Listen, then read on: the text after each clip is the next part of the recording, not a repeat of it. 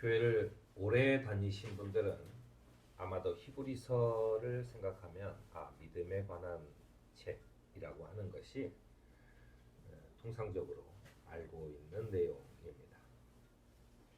이 히브리서에 관한 이야기에서 처음 시작은 선택에 관한 이야기입니다. 사람은 보통 하루에 150번 정도의 선택을 한다고 합니다. 그러니까 점심을 뭐 먹을 것인지, 내가 어떻게 할 것인지, 뭘 먼저 할 것인지, 뭐 이런 그 자그마한 선택들을 한 150번 정도 한다고 그럽니다.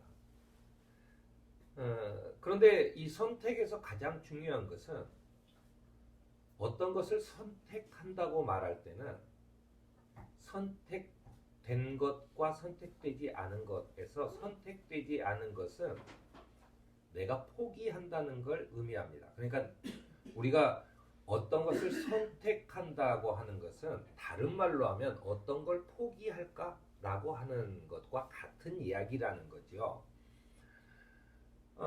히브리서는 뭐 저자가 알려지지 않은 책이지만 이 책의 독자들 역시 당시의 보편적인 그리스도인들에게 주는 말씀입니다.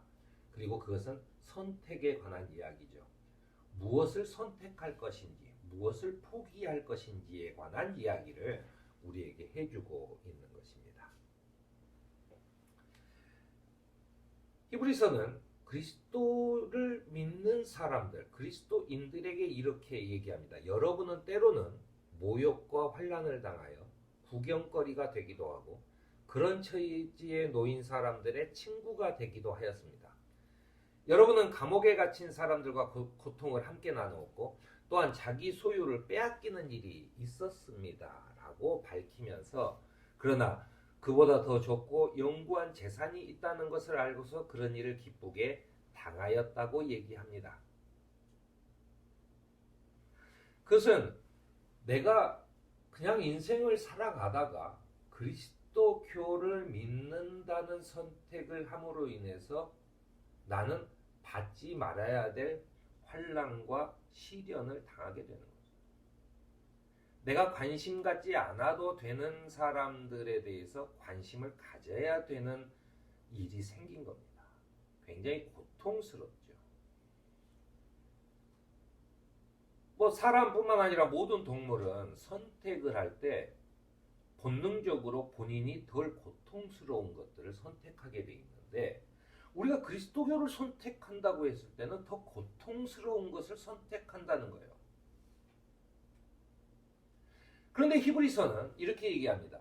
더 고통스러운 것을 선택하는 것이 뭐냐면 더 큰 기쁨이 있기 때문에 이걸 선택하는 거예요. 그러니까 좀 더 큰 기쁨을 위해서 그 기쁨을 갖기 위한 작은 고통들은 감내한다는 거죠. 그러면 여기서 우리는 이런 이야기를 할 수 있습니다. 내가 이 믿음을 갖는 것이 내가 고통을 감수해야 될 만한 가치가 있는 일인가? 라고 하는 것을 선택해야 된다는 얘기죠. 아니, 내가 이걸 선택하지 않으면 되는 거야.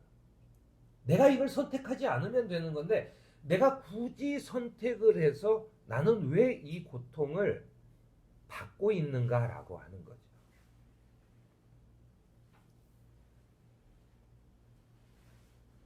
히브리서는 우리가 더 좋은 것을 선택한다라고 했을 때 더 좋은 걸 선택한 것이 맞는지에 대해서 그리스도인들에게 묻고 있는 거예요. 당신들이 더 좋은 걸 선택하는 게 맞아요? 뭐 교회를 그냥 다니는 사람도 어쨌든 일요일 날 쉬는 날에 아침에 일어나서 단장을 하고 교회 나와야 되는 거예요. 남들은 지금 좀 다 자고 있을 거예요. 아니면 자기 취미 생활을 한다든가 아니면 가족끼리 즐거운 시간을 보내겠죠. 텔레비전을 보면서 멍을 때리기도 할 것이고 나는 이 고통을 감당하는 것이 옳은가라고 하는 이야기입니다. 히브리서가 해결책을 제시하는 것은 당신들이 더 좋은 것을 선택했다는 것을 알려면 예수 그리스도에 대해서 좀 더 올바르게 알아야 된다라고 하는 얘기예요. 아니 그냥 교회 다니면 좋다고 하니까 응? 뭐 내가 지금 응? 사람이 어쩔 수 없는 어떤 선택에서 사람이 어쩔 수 없는 그런 판단에서 내가 조금 더 좋은 걸 갖기 위해서는 뭔가 그 신에게 좀 의탁하는 응? 부탁하는 어떤 것이 있어야 되니까 라고 하는 막막한 얘기가 아니라 진짜로 예수 그리스도를 신뢰하는가라고 하는 거예요. 또 히브리서는 예수 그리스도를 신뢰하는가를 더 앞서서 예수 그리스도가 누군지는 아는가라고 하는 이야기를 하고 있는 겁니다. 그래야만 당신들이 아 이게 최고의 선택이었어 라고 말하지. 그게 아니고 그냥 뭐 교회 다니면 좋대 라고 해서 가는 것은 얼마든지 별로 좋은 게 아닌 것 같은데 라고 했을 때는 걷어들일 수 있는 거예요. 그건 믿음이 아니라는 거예요. 그건 믿음이 아니라는 거예요. 믿음은 그리스도인들의 기다림과 인내심으로 유지되는 것이 아니라 예수 그리스도의 진리를 올바로 알고 믿어야 한다는 것을 의미하는 그런 권면입니다. 야, 조금만 기다리면 예수님이 오신대. 야, 조금만 더 기다려봐. 뭐 이런 거죠. 너 몇 년간 교회 다녔어. 막 이런 얘기죠. 그렇게 하면 다 잘 될 거야. 라고. 원래 그 그리스도교에 늘 있었던 이야기인데 제가 그 유튜브에 그 미국의 어떤 그 신앙 3단가가 하는 그 이야기를 아주 짧게 잘 정리를 해서 제가 기억에 남는데 이런 얘기예요. 한 학생이 질문이 이겁니다. 내가 이번 시험에 잘 보게 해달라고 기도를 한다고 했을 때 하느님이 내 시험을 잘 보게 해준다 그러면 나는 내 의지로 하느님을 믿었기 때문에 시험을 잘 본 것인지 아니면 그리스도교에서 얘기하는 원래 나는 시험을 잘 볼 코스를 밟고 있었기 때문에 그냥 잘 본 것인지 어떻게 하냐. 그렇다고 하면은 예수 그리스도께서 이미 이 세상을 정하시고 앞으로 오시겠다고 하는 그 계획이 다 짜여져 있는 것이라면 내가 기도를 한 것과 안 한 것의 차이는 아무것도 없지 않느냐. 결국은 가서 하느님의 뜻에 따라 내가 시험을 잘 볼 수도 있고 잘 보지 못할 수도 있는 거죠. 그렇게 질문하는 사람에게 이 상담가가 얘기합니다. 지금 이 세상의 수많은 그리스도교가 사실은 정확하게 기도하면 이루어진다라고 가르치는 것이 기도하면 이루어진다라고 하는 것을 가르치는 것이 가르치는 사람이나 배우는 사람이나 모두가 다 내가 기도하면 내 운명도 바꿀 수 있다라고 하는 것으로 착각하는 거예요. 그게 뭐냐면 그리스도교를 일반적인 종교와 똑같이 그 내가 열심히 믿으면 되고 내가 좀 게을리해. 지난주에 교회를 못 갔어. 그러면 나는 천벌을 받겠네. 이런 거죠. 이게 사람들의 정서 속에 내면 그 가지고 있는 거잖아요. 누구나. 그런데 그리스도교는 그게 아니라는 거예요. 당신이 기도를 하든 안 하든 아무런 관계가 없지만 당신이 믿는 사람이라면 기도를 통해 뭐를 하냐면 하나님과 나와의 유대 관계를 계속해서 좁혀가는 일이다라고 하는 이야기를 합니다. 사실은 그거는 그 사람이 특별히 만든 얘기는 아니에요. 사실 그리스도교가 계속해서 그런 얘기를 하는 겁니다. 그러니까 나는 오히려 뭐냐면 기도를 통해 내가 하느님과 가까워지면 내가 시험을 반드시 잘 봐야 되는 어떤 시험이 나에게 더 이상 의미가 없어지는 거죠. 잘 보면 잘 봐서 내게 주어진 길이 있고 못 보면 못 봤을 때도 내게 주어진 길이 있는 거예요. 그리고 그것은 결국은 나한테 가장 완벽한 것이 될 것이다. 왜? 나는 하느님의 자녀니까. 내가 그 자녀라는 사실을 끊임없이 기도를 통해서 내가 확인하고 있으니까. 좀 이따 나오겠습니다만 우리의 신앙 자체가 조금 더 그렇게 가야 되는 거죠. 히브리서는 이렇게 얘기합니다. 구약의 선지자들, 하느님의 사자로 내려온 천사들, 그리고 모세나 또는 다윗이나 이런 모든 사람들이 하느님의 종이었다고 밝히고 있다. 니네도 알지 않냐? 구약 성서에 나오는 그 많은 하느님의 종들. 그런데 하느님께서는 이 아들 예수 그리스도를 만물의 상속자로 세우셨습니다. 그를 통해서 온 세상을 지으신 겁니다. 라고 하면서 그는 하느님의 영광의 광채, 하느님의 본체대로의 모습입니다. 하면서 그리스도께서는 하느님의 아들이라고 분명히 얘기합니다. 그러니까 우리가 예수 그리스도에 대해서 알아야 되는 것은 뭐냐면 첫 번째가 그는 하느님의 아들이었다는 겁니다. 그게 정확해야 돼요. 우리 믿음 속에 그는 하느님의 아들이었어 라고 하는 게 정확해야 됩니다. 그래야만 내가 신뢰관계를 형성할 수가 있죠. 예를 들어 우리가 누구를 사귈 때 내가 저 사람은 뭐 어디에 다니는 사람이야 또는 누구 아들이야 라고 하는 그 관계가 명확해야 신뢰가 쌓이는 거죠. 저 사람이 어디 다니는지 어디서 사는지 이걸 모르고서 갑자기 신뢰가 쌓여지지는 않습니다. 하느님의 아들이라는 사실을 정확하게 알아야 신뢰관계가 쌓인다는 거죠. 그 다음에는 레위 계통의 제사장들은 죽음 때문에 그 직무를 계속할 수가 없어서 그 수가 많아졌다고 얘기합니다. 레위 계통의 제사장들은 뭐냐면 레위 계통의 제사장이 정통적인 이스라엘의 제사장 이 그룹입니다. 그러니까 장자 산속 그래서 뭐 그 하듯이 레위 족속들, 레위 지파의 그 가문들은 하느님이 아예 선택한 제사장이에요. 그런데 하느님이 선택한 제사장인데 자꾸 수명을 다해서 죽어. 그러니까 끊임없이 죽고 끊임없이 생겨나고 그러니까 그 아들들이 대신 그걸 이어서 끊임없이 제사장 노릇을 해요. 그러니까 제사장이 엄청 많아. 역사 속에 계속 많아. 그리고 지금도 누군가 제사장으로 태어나서 우리에게 그리해서 우리를 위해 대신해서 하느님과 만나서 예배를 드려줘야 되는 거예요. 이 얘기를 하는 겁니다.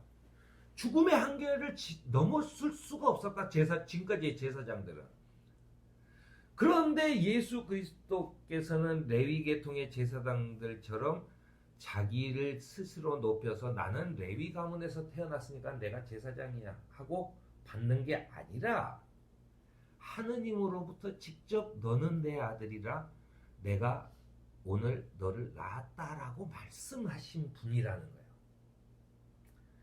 그러면서 너는 멜기세덱, 이 멜기세덱이라고 하는 것은 제사장 중에서도 가장 으뜸입니다. 아브라함이 믿음이 없었을 때도 그 멜기세덱에게 11조를 바쳤다라고 하는 그 성경 구절로 굉장히 그 레위 가문 중에서도 가장 으뜸되는 가문입니다. 그런 거죠. 그리고 이 멜기세덱의 가장 큰 것은 그의 죽음에 관한 기록이 없어요. 그래서 그 모세가 아니라 모세 삼촌 아론의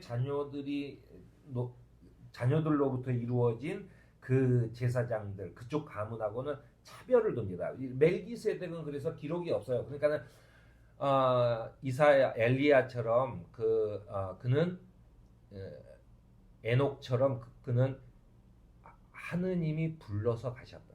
죽음이 없이 그냥 가셨다라고 이 정서 속에 믿는 겁니다. 그런 제사장들이 그런 선지자들이 몇 있어요. 그게 이제 그 가장 처음이 멜기세덱인 거죠. 이 계통을 따라 임명받았다고 얘기하는 겁니다. 그리스도께서는 바로 이 계통을 따라 임명받은 제사장이었다. 그리고 그래서 그는 하느님의 영원하신 아들이며 그는 가장 좋은 가문의 가장 그 첫째 되는 제사장이셨다라고 하는 거예요. 그러니까 그는 하느님의 아들이었고 가장 전통적인 가장 좋은 가문의 제사장이었다라고 하는 고백입니다. 그런데 이 제사장이 멜기세덱보다 더 그 가문의 제사장보다 더 훌륭한 이유는 뭐냐면 구약의 모든 제사장들이 백성을 위해 속죄 제사를 드려야 하는 것과 마찬가지로 그도 그 연약함 때문에 자기 자신을 위해 드려야 하는 그런 것이 있어요. 그런데 지금까지 제사장들이 드리는 것은 뭐냐면 동물의 피로 제사를 드려요. 동물의 피를. 그래서 동물을 바치는 거죠. 신명기에 보면은 그래서 네가 무슨 잘못을 했으면 뭐 비둘기 2마리 무슨 뭐 염소 뭐 이렇게 해가지고 그 죄와 그 바라는 거에 따라서 바쳐야 되는 그런 이 품목들이 있습니다. 그런데 그 제사장이 드린 제사로는 사실 완벽하게 죄를 씻을 수가 없어요. 우리가 비둘기 2마리를 드리든 양을 드리든 아니면 소를 잡아 드리든 내가 구하는 그 죄를 용서받았다고 칩시다. 내가 살면서 짓는 다른 죄는 또다시 드려야 돼요. 또다시 드리고 또다시 드려야 돼요. 죄의 값으로 드려야 하는 제사들이 너무 많은 거예요. 계속 끊임없이 내가 살아있는 한은 계속 그래야 돼요.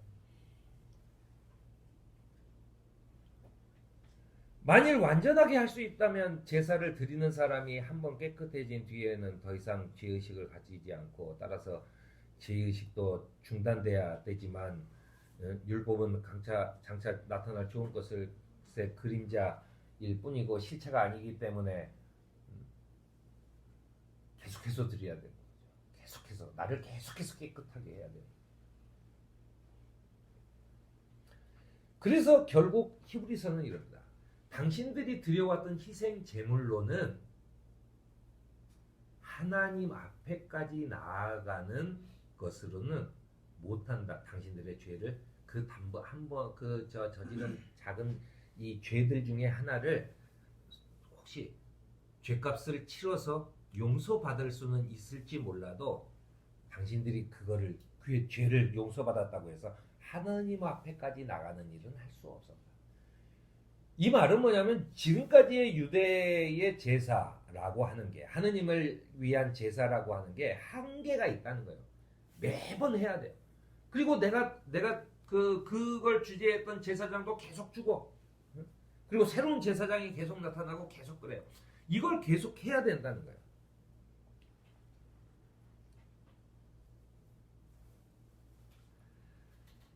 그렇기 때문에 예수 그리스도께서는 자기 몸을 희생하면서 너희들이 드려야 할 비둘기, 너희들이 드려야 될 양, 너희들이 드려야 될 소, 지금도 안 바쳐도 되는 게 아닙니다. 당연히 바쳐야 될 그 희생 제물을 대신해서 자기 몸을 드렸다는 거예요. 본인이 제사장인데 본인이 그 드려야 될 제사의 그 희생 제물까지 본인이 됐다는 거예요. 그런데 예수는 하느님의 아들이었기 때문에 단 한 번의 드림으로 우리의 죄를 용서받았을 뿐만 아니라 우리를 하느님에게로 이끄는 것까지 할 수 있게 되었다라고 하는 겁니다. 그걸 믿는 거예요. 우리의 믿음이 뭡니까? 그는 하느님의 아들이었다는 것과 그가 단 한 번의 제사로 몇 천 년에 거쳐서 내려오던 그 제사를 완전히 허무시고 본인이 드림으로 완전히 끝내셨다. 인류를 구원하시는 단 한 번의 제사로 그걸로 끝내셨다라고 하는 거예요. 그러면서 히브리서는 이렇게 얘기합니다. 우리는 들은 바를 더욱 굳게 간직하고 잘못된 길로 빠지는 일이 없어야 마땅하겠습니다. 라고 얘기합니다. 그러면서 우리가 처음 믿었을 때 가졌던 확신을 끝까지 가지고 있으면 우리는 그리스도께서 주시는 구원을 함께 누리는 사람이 될 것이라고 얘기합니다. 그러기 위해서 여러분들은 성숙한 경지로 나아가야 된다고 하는 겁니다. 6장 1절에 당신들은 성숙한 경지로 나와야 돼요. 그 성숙한 경지는 뭐냐면 내가 기도를 통해 매일의 기도와 내가 끊임없이 드리는 기도를 통해 하느님과 그리스도와 나의 관계를 계속해서 가깝게 유지하면서 그런 거잖아요. 친구는, 가족이나 다 자주 만나야 가까워지는 거죠. 아무리 내가 마음에 드는 사람도 자주 가까이 만나지 않으면 서로 소원해지게 마련이죠. 그겁니다. 그렇게 가까이 계속 하는 기도의 과정을 통해 내가 성숙한 경지에 이르게 되면 나는 늘상 하느님, 예수님과 같이 사는 삶이 되고, 그렇게 되면 내가 거룩해질 것이라는 거예요. 내가 거룩하니 너희도 거룩해져라 라고 하는 거죠. 내가 거룩해지지 않으면 결코 하느님 앞에 설 수 없다는 것이 이 히브리서의 결론입니다.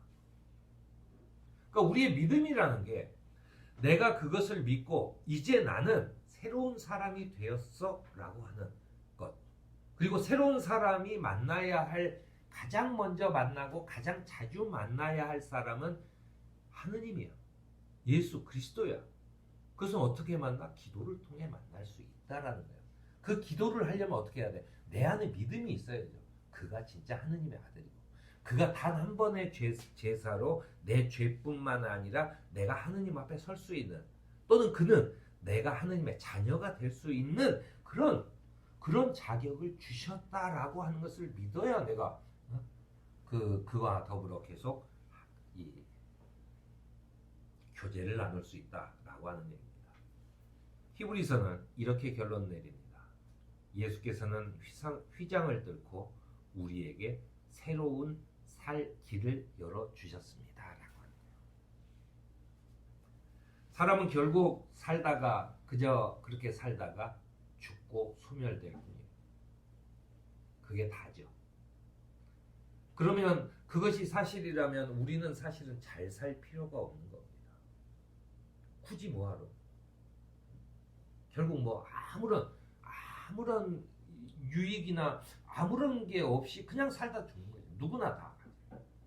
그냥 뭐 조그마한 곤충에서부터, 그냥 눈에 보이지도 않는 그런 그 바이러스에서부터 뭐 큰 코끼리나 이런 동물에 이르기까지 그냥 살다가 죽는 것이라면 우리에게 무슨 의미가 있겠어요. 그런데 우리가 그에게, 그로 인해서 우리에게 새로운 살 길이 열렸구나. 그것이 우리에게 주시는 축복이다라고 합니다. 그래서 히브리서의 결론은 하나님과의 화해와 그리고 모두의 평화를 위한 유일한 선택은 그리스도 예수이심을 강조하는 겁니다. 그 믿음을 통해 우리는 새롭게 될 수 있고 새로운 삶을 살 수 있다라고 하는 것이 히브리서의 결론이라고 하는 이야기입니다. 우리를 부르신 주님께서는 단 한 번의 자신을 들여 우리에게 최고의 것으로 채워주신 분이라는 이 말씀을 가지고 살아가는 저와 여러분이 되기를 바랍니다. 아멘.